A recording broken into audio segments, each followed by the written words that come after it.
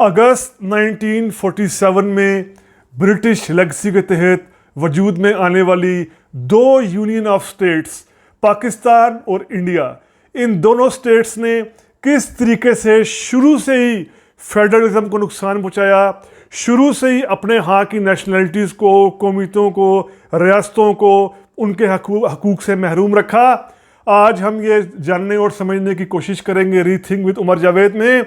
आज हम पाकिस्तान का केस सामने रखेंगे, पाकिस्तानी केस सामने रखेंगे, यहाँ फेडरलिज्म को किस तरीके से नुकसान पहुंचाया गया शुरू से ही, और इस नुकसान जो फेडरलिज्म को नुकसान पहुंचाया गया, वफाक को नुकसान पहुंचाया गया, इसके फिर जारी बात है नताइज भी बहुत बुरे आए, इसके नताइज भी बहुत भयानक आए।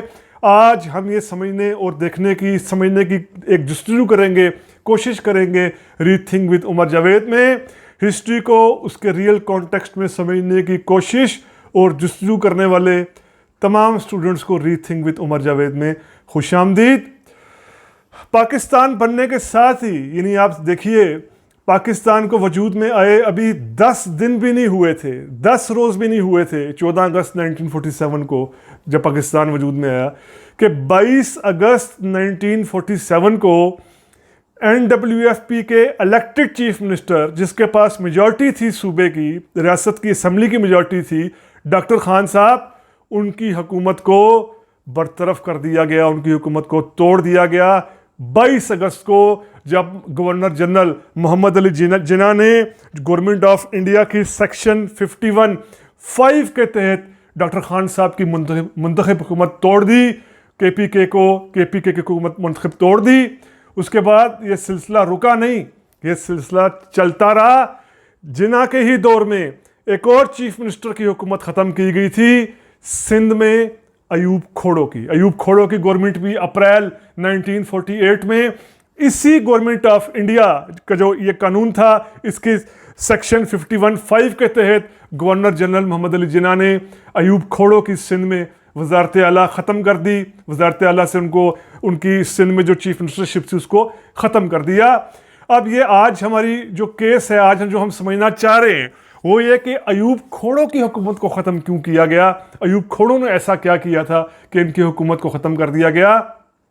ये सिलसिला असल में अयूब खोड़ो की हुकूमत ख़त्म करने का जुड़ता है कि जिस तरीके से अयूब खोड़ो मुखालफत कर रहे थे कराची को सिंध से अलग करने की। जी हाँ, आप जानती होंगे कि पाकिस्तान बनने के बाद कराची को सिंध से अलग कर दिया गया था। सिंध से अलग करके उसको जब पाकिस्तान का कैपिटल बनाया गया था, उसको अलग सिंध से कर दिया गया था। तो सिंध से जो बड़ी आवाज़ें आई थी इस मुखालफत में कि कराची को सिंध से अलग ना किया जाए, उनमें अयूब खोड़ो भी थे, जिनको ये सज़ा दी गई हुकूमत उनकी तोड़कर।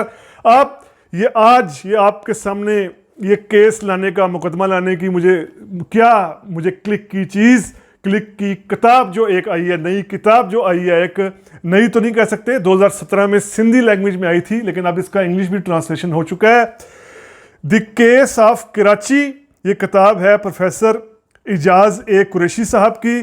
प्रोफेसर एजाज कुरैशी साहब का मुख्तसर तारुफ ये 50 साल से ये दर्स व तदरीस, तहकीक, पढ़ाई लिखाई से वाबस्ता हैं और सही मायनों में तारीख करते हैं, हिस्ट्री को अपने रियल कॉन्टेक्स्ट में रखते हैं।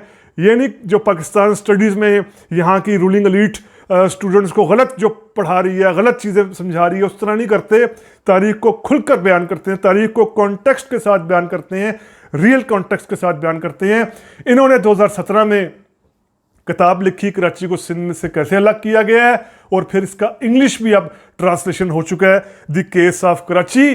किताब बहुत दिलचस्प है। कराची को सिंध से अलग करना भी ज़ाहिर बात है एक हमला था, सिंध की खुद मुख्तारी पर, सिंध पर, फेडरलिज्म पर एक हमला था। कराची को जिस तरीके से अलग कर दिया गया, बहुत दिलचस्प ये किताब है, बड़ी दिलचस्प। इसमें हमें मुख्तलिफ एसेज हैं, मुख्तलिफ आर्टिकल्स हैं, जिनसे हमें उस दौर में पता चलता है। जैसे 22 मई 1948 को जो कॉन्स्टिट्यूशन असम्बली थी, आइन साज असम्बली थी, यहाँ पर ये एक बहस शुरू हुई कि कराची को सिंध से अलग कर दिया जाए, चूँकि पाकिस्तान के कैपिटल के तौर पर इसको रखना है। और दिलचस्प बात ये कि स्पीकर खैर मौलवी तमीज़ुद्दीन थे।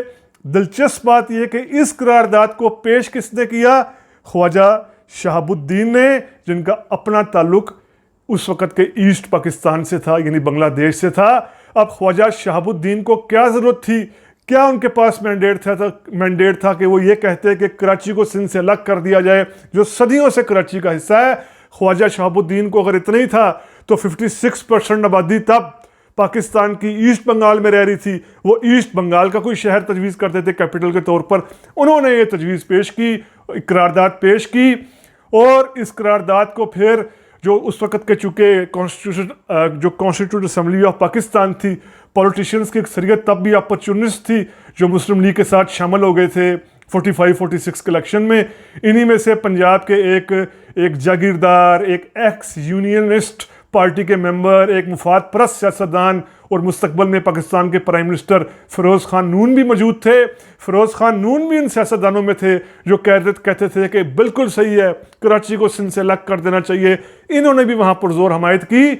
अब यहाँ पर जो कॉन्स्टिट्यूंट असम्बली में सिंध के अरकान मौजूद थे, जिनमें अयूब खोड़ो के साथ साथ जो है वो हम अगर बात करें तो हाशिम साहब का नाम इसमें आता है, हाशिम साहब मौजूद थे।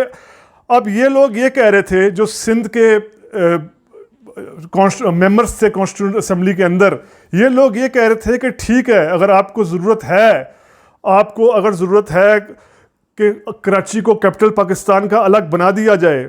हाशिम गज़्ज़ार साहब इस वाले से थे कि ठीक है, कराची को पाकिस्तान का कैपिटल बनाना भी है तो कराची को इंतज़ामी तौर पर एडमिनिस्ट्रेटिव हवाले से सिंध से तो अलग ना किया जाए।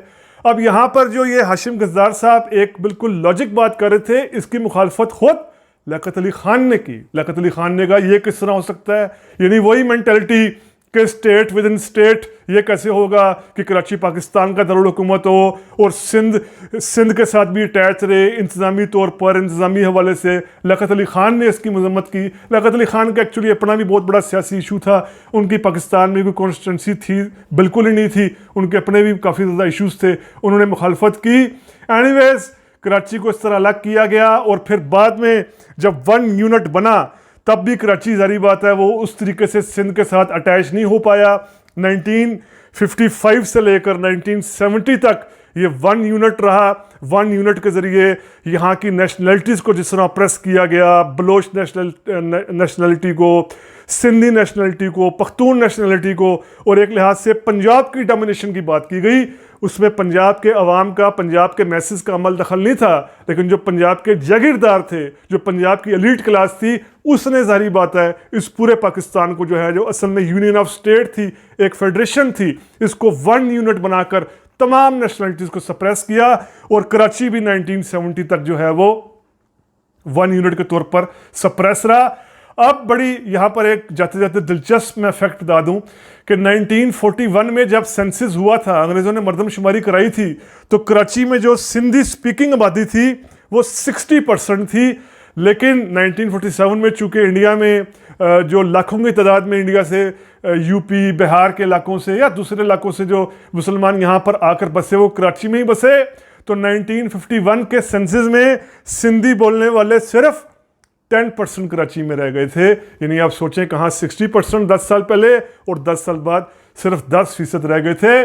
तो इस किताब की सूरत में हमें पता चलता है, मालूम होता है कि किस तरीके से शुरू से ही फेडरलिज्म को नुकसान चाया गया, जो यहाँ की नेशनलिटीज़ के जायज़ हकूक़ थे, क्योंकि यहाँ की हर नेशनलिटी की अपनी सदियों पुरानी तारीख़ है, अपना कल्चर है, अपनी सकाफ़त है, अपने सिविलाइजेशनल अप्रोचेज़ हैं, अपने इनका एक सदियों से जो रहन सहन है, सदियों से जो एक कल्चर है, तहजीब है, मईशत है, उसको जिस तरीके से सप्रेस करने की कोशिश की गई, किसी हद तक अभी भी की जा रही है। ये इस किताब में बड़े अच्छे अंदाज में बयान की इजाज़ कुरैशी साहब ने। तो यही किताब देखकर पढ़कर मैंने कहा कि लाजमी इसको भी अपने वीलॉग का रीथिंक विद उमर जावेद का हिस्सा बनाया जाए।